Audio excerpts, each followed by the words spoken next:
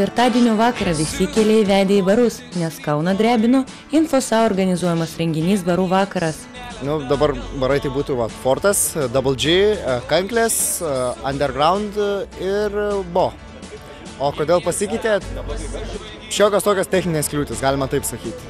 Dėl to, pavyzdžiui, šiais metais teko atsisakyti džemo.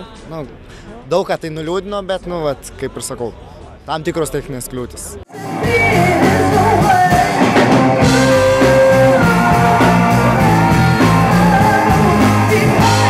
Jau trečias baras mūsų. Kuriuose buvot?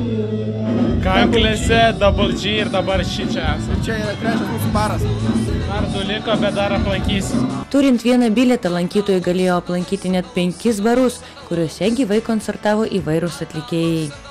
Stengiamės plius minus kiekvienam bare skirtingą kažkokį tai stilių, kad grotų.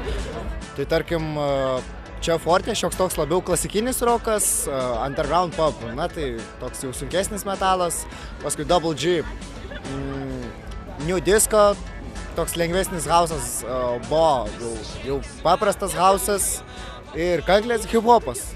Trolibusas jau ten jau didžiaus nuomonė, kaip sakant.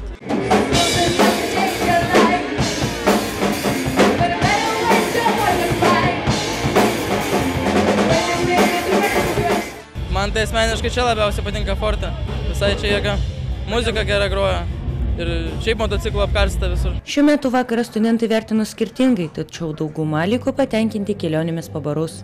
Kaip jums šių metų barų vakaras? Neblogai. Visai neblogai. Visai gerai. Tikiuosi, kad Boškė arba Fortas išgelbės situaciją. Pagerins situaciją. Nes dabar yra visiška nesąmonė. Nes Double G smirda, o Kanklėse visada lievai. Kaip ir praeitais metais lankytojams aplankyti visus barus padėjo Infotroleibusas.